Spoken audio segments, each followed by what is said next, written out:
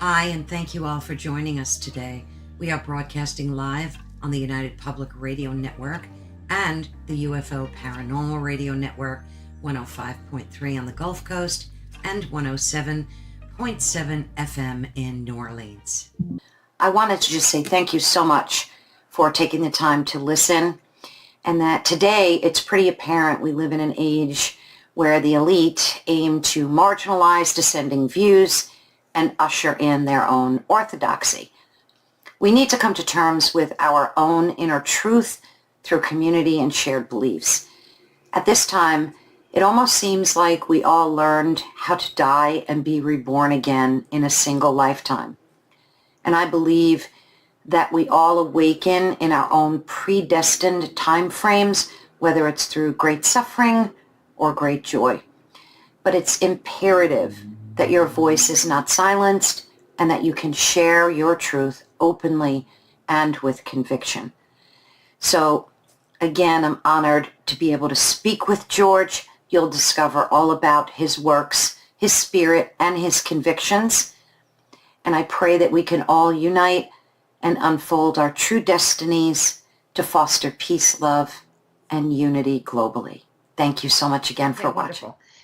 Hi, everyone. I'm so super excited today because I have a great honor of bringing to you through an interview George H. Lewis, and he is an artist and author, a light worker, astrologer, a sound and vibrational healer, and an international speaker. He has a passion for raising awareness through the collective, to the collective, and promoting healing and awakening through all of the mediums of arts, astrology, and sound. George inspires people to step into their higher version of themselves. He believes, and so do I and millions of others, that a cosmic awakening is upon us. And the faster we realize this and embrace it, the more liberating it will be for us individually and collectively. Now, obviously, that's just a short summary of your work, George. Can you just quickly let everybody know some more details about what it is that you do, especially your artwork, which I absolutely adore? Well, thank you so much, Caroline, for giving me the opportunity to speak with you today, and obviously to share some insights with your listeners. I mean, at the end of the day, we're all in this together. This is what is a great awakening. It's actually us coming to terms with our own precious individual sovereignty, but also knowing that we have to do this collectively. We can't just have a few people on this planet go into 5D or Christ consciousness, whatever the conversation is, whatever the terminology we use. I'm not going to debate over that. It's a question of us doing it together. And this is a planetary ascension we're in. And of course, for the ones who are in that process, if you like, the hero's journey, before this, you wanted to discuss a little bit about using the myth, the metaphor of the hero's journey. Some of us have stepped onto the threshold, you see, already to begin the awakening process. No one's better than the other. It's just a question of who's on the threshold, stepped over it, down then into the abyss, through the death and resurrection, and then out the other side. Some people haven't stepped over that yet, and our job in a way is to try and help people, because when we do this, it's going to be remarkable. The other side, we are going to have quite literally heaven on earth. I mean, I can speak today to some of the technologies that might be coming in, but it's really about our consciousness, and we have to do it together. Absolutely agree. Can you talk a little bit about what you offer to the public in terms of your healing and astrology services? Because I know a lot of folks are going to be interested in that. No, I mean, I've been an astrologer for definitely over a Saturn square now. Actually, it's probably about 8, 9, 10 years. Astrology is a wonderful language. It came to me very quickly.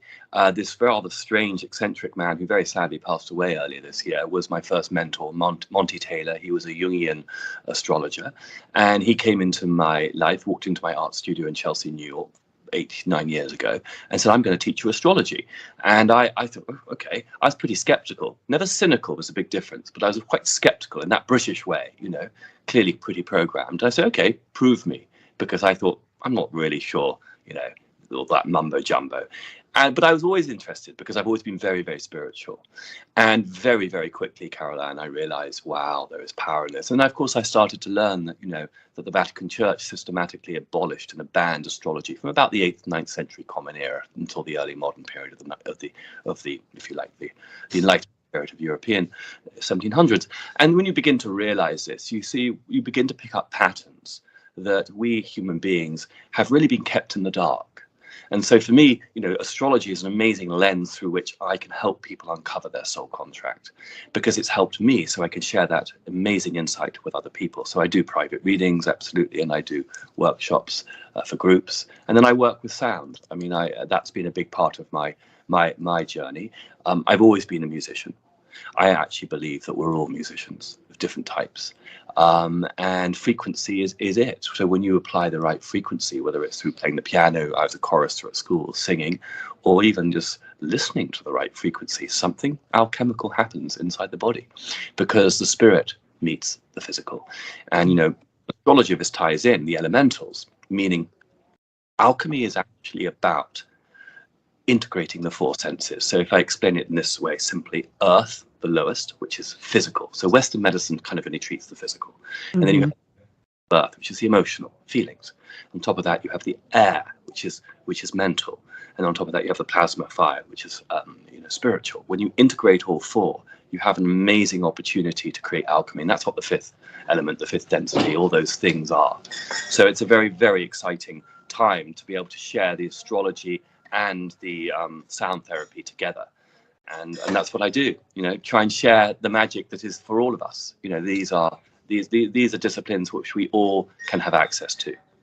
Now, how do you do healing remotely with a person that can't be there? Because I saw many of your videos where you use those bowls and sound. So how would you implement that for like a video session? I mean, and I'm always going to say there's nothing better than in the flesh, of course. But it is incredible. Look at you and I now, the connection that we're creating. We haven't met each other, and there is already a heart-centered connection that we've created very quickly, because the frequency is matching. So when we are dealing with, when I'm working with patients or online, we establish a connection, and I will often use music, sound, chants, and voice activations. I will really intuit. I will use my intuition to see how I can help best serve. And of course, I'm so blessed because every single patient or client I have almost becomes a friend, and I learn something as much as they do. Wonderful. I saw some of your testimonials too on your website. Of course, I'll have your website and your Instagram running across the screen for folks. Let me ask you a question, something that I guess especially the past 3 years, is really in my heart in a very deep way. What do you think is going to happen to human creativity and the dumbing down of the human race globally, especially with AI replacing so much of our creativity and what we're able to do? What can we do to foster that? Well, I have a slightly different belief in what's actually happening. So the globalist agenda and the mainstream media is going to paint a very specific picture of the Great Reset in terms of globalization, artificial intelligence coming in to help humanity, to make it easy. I have a very different impression. My impression is devolution, is localization. My impression is actually the rise of humanity. But we need the Great Reset to create the Great Awakening. What that means is we actually need, because of this is the way the 3D works. Human beings got lazy. And also we were in the dark. We were all in the dark. We are being activated now. So the light workers around the world, and all your listeners will be part of that, is we are activating ourselves. Our auric field expands. Our neurological pathways are activated. That's what the Kundalini is. That's what the chakra system is. It doesn't matter what we call it. The Greeks called it one thing. The Hindus called it another. It's the sense of the divine matrix within ourselves, which is activated. So I tend to see this battle, which is a spiritual battle, yes, as being something where humanity is going to become sovereign in a much more powerful way and claim back her power as a global humanity to serve and to ascend and to join the global matrix, which includes non-terrestrials and non-sentient beings beyond what we understand as the normal and into the paranormal. Do you think that they're going to have a stronger presence now that this 5D awakening is happening? These extraterrestrial beings that are here to help us? I mean, it's so interesting, Carol Ann, hearing the stories. I'm always keeping my ears to the ground, and I'm on many different WhatsApp chats around the world, and more people are seeing non-terrestrials. I mean, I get goosebumps when I say it. Tom, Dick, and Harry are beginning to have non-terrestrial experiences. You see, this is the great thing about the world in which we live, is we've created these artificial pyramids of structure or control, queen in her handbag. And, she's quite high up the pyramid. She's actually not at the top of it, in my mind. I mean, she's past now, of course. But, these old pyramidic structures are being torn down. And it's really we the people. It's the local stories, the local people telling their stories and connecting to God and connecting to their experiences with non-terrestrials or sentient beings, or it could be fairies, it could be earth creatures. The frequency on our planet, you see, has gone like that, meaning the higher frequency the higher, but now we can see the lower frequency. You see, before 2016, when the timeline hadn't changed, and yes, that's connected to 2012, but I see 2016 as the big visible manifestation of the timeline shift, with the election of Donald Trump, and really the visibility of seeing how destructive and dark the systems were. The whole game is left and right bullshit. The whole the black and white, gay, straight, Muslim, Jew, man, woman, absolute nonsense in order to divide you and me. It's just divisiveness, it's right? And once we see that and we own it, it's incredible how the alchemy starts. So I don't know whether I've answered your question, but I see humanity definitely taking back power. And, in the past, we would have just blamed, the Bushes or the Obamas or the Clintons or the Camerons or the Blairs. Again, I've labeled every side, haven't I? I've labeled everyone, you see, because they're part of an agenda. Yes. And then we go to the World Economic Forum, we go to Klaus Schwab, we go to the Federal Reserve. We are peeling the onion. We weren't doing that pre-2016. So true. I mean, I always say truth floats to the top. It has a way of uncovering itself.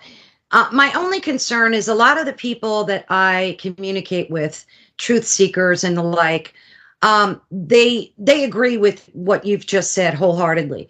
But there's an underlying anxiety, because I don't know if it's dealing with having to deal with the darkness straight on now. What do you think folks can do to abate that anxiety that they're feeling? I mean, it's really interesting. I can really speak from my own personal experience. Now, I've had a lot of trauma since my divorce of 2 years ago, because one of my children doesn't want to see me. And, my children are young, 13, 14, and one of them doesn't want to see me because of my views. I mean, it's connected to the divorce, but so it's actually, I'm quite grateful to her in some ways, beyond the trauma, of course, the suffering of not being able to see her. It has forced me and allowed me to really step into finding my community. And, I mean, I could just speak very present tense. I sit here in a new friend's house in Tampa, Florida, where we had a dinner of 25 souls, 30 souls last night. Every single person here is dedicated to serving humanity. I mean, wow. Real actionable souls in service in the 3D. Some of them are super 5D. Some of them are actually focused just on the 3D and making it better. The point is, I don't really care how people serve, because you need archetypes. I'm an Aries. That's one archetype. Tom, maybe a Virgo and do it through nuts and bolts and figures. The Scorpio may do it in a different way. The point is, are we here to join the awakening? Are we here to co-create together? If we are, bingo, we have liftoff. So for me, it's very much about community, to answer your question. I think one of the most important things is go out there and find your community. And of course, it's hard. We've all been split. That's part of the transhuman agenda, the globalist agenda, is to separate human beings, because they know we're creative and we're sociable creatures. And so the whole lockdown of 6 feet apart, notice it was a lot of sixes, wasn't it, during the pandemic? A lot of sixes. Terrible. Yeah, terrible. Read the signs. And so, you've got to stand up, find community. And that's really helpful. But of course, you have to do the inner work as well. And how do we do that? We go into nature. I'm big into the sea. I swim in the sea. I walk in forests. I drink pine needle tea. There are many different things for lots of reasons, of course. The pine needle tea, of course, is one protocol. If you're around a lot of people who are shedding, we're all going to be susceptible. Right. Very concerning. What about the World Economic Forum? What's the whole deal with that? It's so upsetting to see Klaus Schwab and Noel Harari go on these rants about humanity and how we need to be integrated into AI and connect our, the Internet of Bodies thing. What's your whole take on that? Well, you see, here's the thing. Without doing an intense history lesson, this has been long in the offing. I mean, 1871, the United States was turned into a corporation after the Civil War because the country was bust on both sides, and the Rothschilds and the European bankers came in and created some structures. We had the Federal Reserve Mark I. We fast forward to 1913, and it's interesting, just after the sinking of the Titanic. I'm not going to get into that now, but your listeners can do their research. And the 1913 was a really important date because you have basically the Third Federal Reserve, which is brought in, and that system was a private bank that controlled and lent money to the United States government, and basically has controlled the system of power, the leverages of power. And that really has played right up. The World Economic Forum is basically a manifestation of that, an outgrowth of that. It's a European project. It's a global project. It's got many agendas. It's tied to a one world government connected to the reset. And they've been planning this for years. The European Union. And, I've had to learn this on the hoof. I studied politics at university. I was naive, like all of us humans. That I wanted to join the European Union. I was a Brit. I mean, I was always kind of on the centre right. And I tell you why. Very simple. Is because I've always championed individual rights, in the individual being able to make his or her decision. Where, of course, good people on the centre left, would be more about we've got to be in community. They're both absolutely important. But at the end of the day, today we've got to bring these together. We've got to really marry them because it's about our humanity and our children and our very, existence on this planet. The World Economic Forum, the Federal Reserve, all these organizations, the United Nations do not have, and all the medical systems do not. We know that. They don't have humanity's best interests. Anyone who wants to argue to the contrary is living in cloud cuckoo and either deeply misinformed and full of propaganda and suffering mass formation psychosis and cognitive dissonance, or they are fundamentally part of an evil agenda. And for me, this is very simple. Read my body language. I'm about humanity stepping into their power once again, and having real sovereignty. And then together we can create larger groups to protect. Most human beings, when they're given the choice, want to compost. Most human beings want to preserve, protect. They don't want to destroy the local environment. Yes, there's plastic in the ocean. It needs to be cleared up. No one's debating that side of it. But at the end of the day, the fake environmental protocol is basically taxation through the back door and control. Bad Saturn through the back door. Right. Now, like as an empath, I feel, the minute somebody walks into a room, I pick up on a lot of, their emotions and what they're feeling. And the thing that troubles me is the anger and the fear. Many of us through the past years have lost loved ones for many different reasons, different belief systems regarding medical treatments. What can we do to start to heal and move away? I mean, I know there is righteous anger, and many of us do have the right to feel angry. Like now they're asking for amnesty. So when I heard that, like my head exploded because there's no amnesty. There's just no amnesty. There's forgiveness, but there's no amnesty. So what can people do? Because as I said before, I'm just sensing so much of that fear and anger and anxiety. So with things like meditation, that can help them.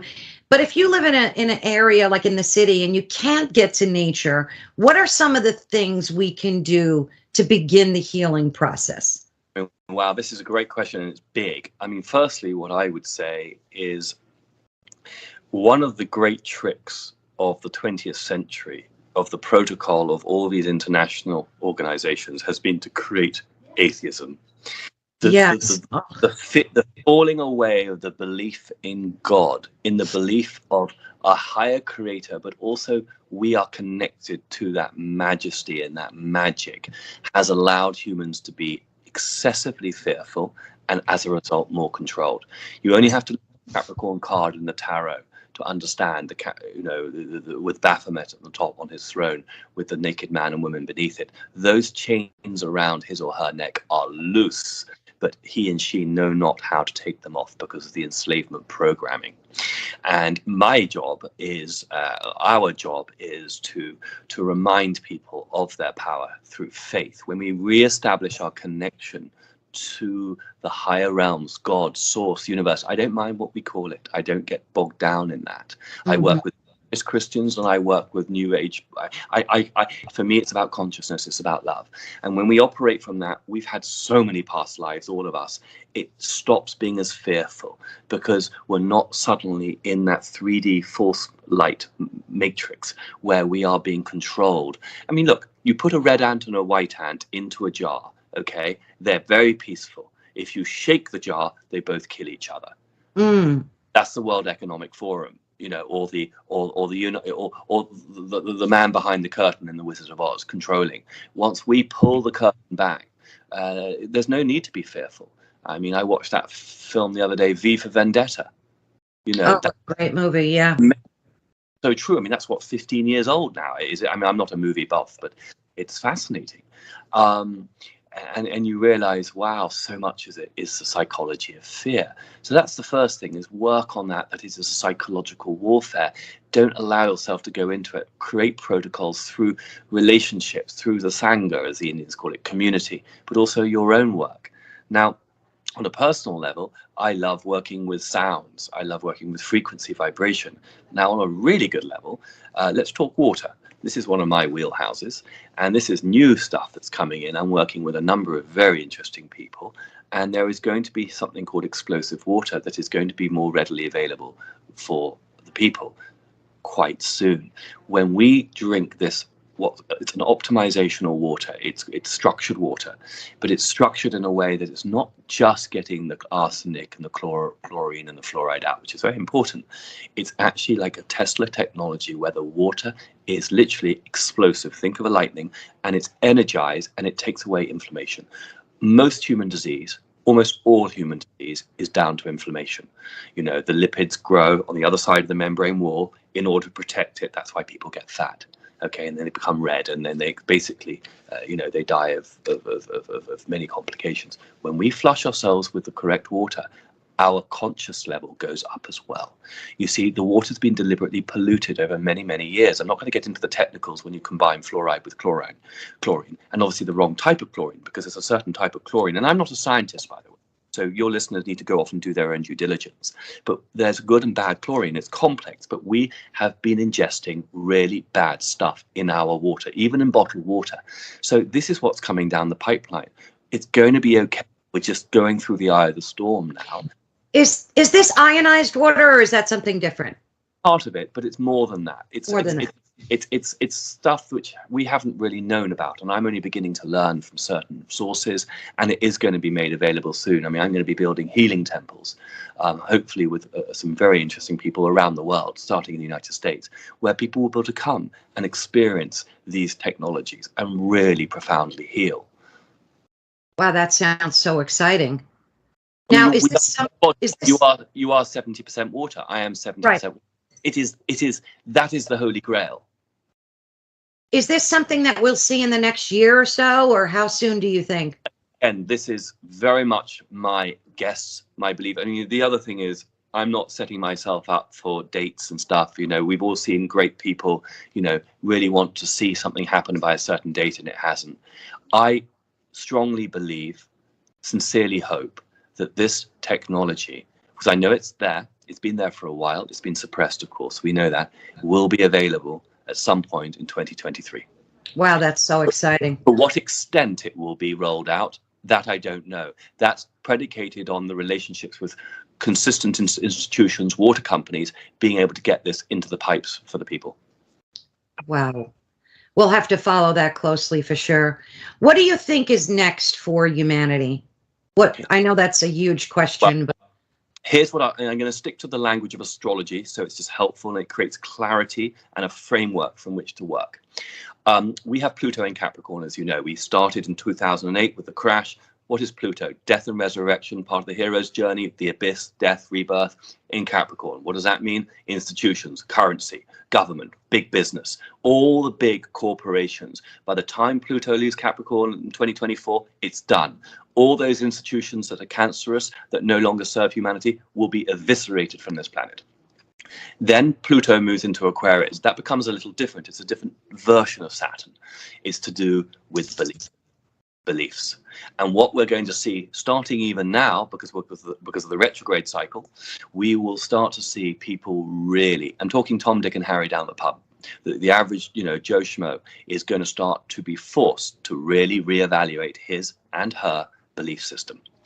And this is the shift, because it's but ultimately, it doesn't matter what beliefs we've had, we have operated in an illusion. It's okay. I'm the poster child for this. I went to a very educated school in England. That means I was deeply programmed. So we're all in this together, folks. It's a question of stepping into our knowledge that we have been brainwashed, taught a certain thing, and we're coming out of it. There's no blame, but we are able now to start to believe differently about ourselves and to learn that history, in some ways, has been his story. Yes, I think we've been lied to, historically. I saw a movie the other day about maritime law and how it's all connected. It blew my mind. So folks should definitely look into that. I mean, and I'm certainly no expert on this, but it's fascinating coming from Britain, of course, a Capricorn country, but also a very powerful maritime power, and how really the British, the Anglo-Saxons, we have a lot of, we're going to have to, apologize as a species, as a group, quite profoundly when we're out the other side, when really the truth comes out, what maritime law has been, the enslavement of humanity. Now, this has been going on for a long, long time. I'm not going to get into Cain versus Abel today and the Khazarians, but this is ancient stuff here. I've also been reading and watching a lot about the mud floods. Yes. And I'm sure you've heard of that too. Do you have any opinion on that at all? I mean, I definitely believe there have been periodic resets throughout history. Yep. And obviously, if you shorten human beings' lives, it's much more easy then to control the narrative, because people die younger and they forget. We haven't got granny anymore at home at 130 years old saying, oh, no, that actually didn't happen. All this, right. And this is the thing, we all need granny or great granny at home telling us, actually, food is this, it's not that package, So do you think we're headed towards a reset, but not like an extinction reset? Well, here's the thing, you see, you can't have the Great Awakening without the Great Reset. And this time round, it's different. There isn't a war. The Great Reset, masterminders wanted the war. They wanted a pandemic where they were going to shut down the world for 5-10 years, and they weren't going to get a vaccine for 5-10 years deliberately to keep people enslaved and at home, frightened, and bring out the mass genocide. I mean, in my understanding, and it is complex, Operation Warp Speed has a number of purposes, but it was to get America, and by extension the world, back out to be able to earn, so people could stay sovereign to an extent. And of course, there's been a lot of pain. It's been very confusing on Trump and his position on the vaccines. Exactly. Very confusing. And my guess is as good as yours. But Operation Warp Speed for me was very much about stopping the agenda of the globalists to basically shut down the economy for a decade. And then really that would have absolutely obliterated humanity. Yes. And that happened. That hasn't happened. We're fearful. People can be fearful. There's a lot we have to get through. But, we are back to work. And yes, there's trauma, and a lot of people are much poorer. Absolutely. And that's where we have radical compassion. But the timeline changed in 2016. Mrs. Clinton did not write a failure speech. Right. No one thought, within that team, they thought they had it in the bag, because they always have done. And that's when the timeline changed. And it's bumpy. 2016 really through to 2030. I don't see us clear 100% until 2030, but I see 2024 being a big watershed. Yeah, because I heard that they're now like trying to quicken this 2030 agenda to happen sooner. As far as all the violence that we're seeing out there and the crime, Do you think that's all a part of the agenda as well? Do you think it's all like planned out? Totally. They want to say, of course they want chaos. Look, what's the Hegelian dialect? Problem, reaction, solution. Right. Allow the reaction and then offer a solution, which is the digital world currency and the control credit system, like China, Communist Party. I mean, it's pretty easy once you see the agenda. I just, wake up and smell the coffee. Now, I also heard that it's not a good idea to and I totally agree, to force people into waking up, because some people, you can approach a topic and you can tell within 30 seconds how open they are, how resistant they will be. What can we do aside from what we're doing right now, connecting to community, talking more of our truths openly without fear of censorship? What else can we do to quicken this 5D awakening? And can you just quickly explain what that is in case some of our listeners aren't sure? They might be saying, what is 5D exactly? I mean, a lot of people use this term 5D, 5 density, fifth dimension. I mean, Christ consciousness, the ascension. I would say it's us learning to become more heart-centered. I would say it's connected to us as human beings learning to realize that the mind isn't where it starts and finishes. The mind isn't the alpha and the omega. We have to integrate the mind, as I said earlier, into the physical, into the emotional, into the spiritual, hence the 4 elements. Then we have the 5th element, you see, which is the ether, which is alchemy. So ascension looks very different for different people. And to answer your question about how we can, gently show people, some people need a little prod or a little, maybe stick, as SG Anon says very eloquently, you start with the economic, you start with something a little bit, you don't go straight in with child sacrifice and satanic ritual. Okay, you start with really good basic economic data, especially for people who are more left brain. And so, well, it's interesting. I mean, here in America, I see this a lot. Oh, they all hated Trump, but my gosh, I was much wealthier under Mr. Trump. There's some cognitive dissonance, but they're trying to put it together. And they're saying, I mean, I know a ton of people, not enough, but I know a lot of people. I wish I could say a ton, actually. I know a lot of people who were very much die in the world Democrats, but now they're never going to vote for them again because that's their awakening process. They realize they've been hoodwinked. It's just, for us awakened, it's tough because it teaches us a lot of patience, and that's something I lack. I hear you on that. Many of us suffered either a loss of family, like you said, a family member. I lost my husband last year in a very terrible way. Thank you. So it's a lot of this awakening has been through pain and suffering. You bring up a very, very important point. Probably the most important point is the compassion that we are experiencing as a species. Through suffering, we really are getting into a higher level of consciousness. It is sad, but it is just the way this realm works. We have to process our stuff, go through into the light,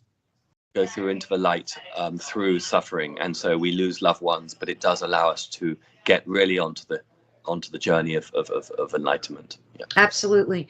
I mean, I saw my husband who did have a medical problem, but we took him to the hospital real quickly, and he was tested for COVID 3 times negative. We took him to the hospital. They tested him positive. Within 2 days, he was given, I'm going to use the funny term for it, run death is near. I'm sure you know what I'm talking about. I guess I could say remdesivir. And he had passed away within 48 hours. I'm so sorry to hear this, but I also must say I've heard this story. Exactly. I mean, almost every single time. Listen, those stories are the most powerful, because how can you argue to the contrary when really these people, I mean, I know the protocols with all sorts of ones. I mean, I don't know whether you want to discuss them or not. Is it best not to? Sure. No, it's fine. Because I'm done being afraid. I don't give a monkeys, but whether it's ivermectin or hydroxychloroquine, all these different protocols. I mean, the Zelenko protocol. I mean, what an amazing, great contribution to humanity. But yet the poor man wasn't able to, survive. He died at 49. Tragic. This is a quickening. This is a spiritual war, and we never forget the soldiers and the beautiful souls who fought for for the movement, for humanity, and they will be honored in time immemorial. I mean, Right. let's take even someone like David Icke. And of course, luckily, he's still very much with us. But he, within the movement, some people have questioned some of his things recently, understandably. But it doesn't really matter. He has been chomping at the bit for 30, 40 years. He's a father of the movement. He's helped so many of us in the awakening process. And it doesn't really matter whether he's on the ball now or not. Well, he is in many ways, but I don't agree with him on everything. And that's okay. No, we don't have to agree with everything everyone says, but I mean, didn't they just ban him in countries? Sure. Absolutely. Yeah. Crazy stuff. I know you're on a tight deadline. You're going to the Zelenko conference. Super excited to see what you guys put out there in terms of videos and information for us. And I'll let you go. I want to just let you know I'm so grateful that you were able to take the time to talk to me, and I really hope that we can do this again. Love that, Caroline. Thank you. You're a beautiful light. I can see your aura glowing so profound. Thank you so much for sharing with me, allowing me to share with you today. Thank you so much, and I will be in touch with you soon. And God bless, and thank you so much. Okay. Take care. Bye. Bye. Bye-bye.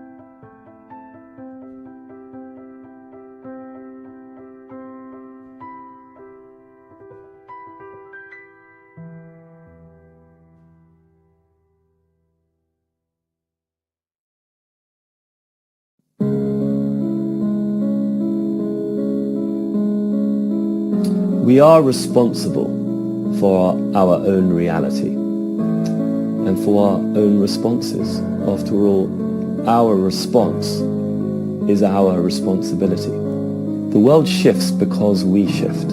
You see, the external world is actually a reflection of the inner world. And modern physics pretty much backs this up, that what we see and what we feel projects out into the collective.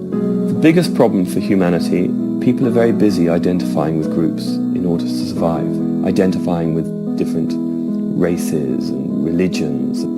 But the only real group we should identify ourselves with is God, or Source, consciousness, light. The power is in our own divinity.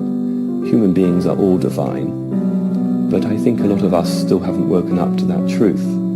And when we realize our own divinity, when we realize that we actually have the power of our own, we control the source, we really are free, because governments and people can't control us, because because we're not frightened. So the real challenge for us as human beings is to step into the unknown with trust and wonder and not be frightened, because that fear keeps us in the stomach chakra, in the third dimension, and we're not able to go beyond it. But when we come into the heart and open up into those more cosmic parts of our nature, then we're able to manifest in a very powerful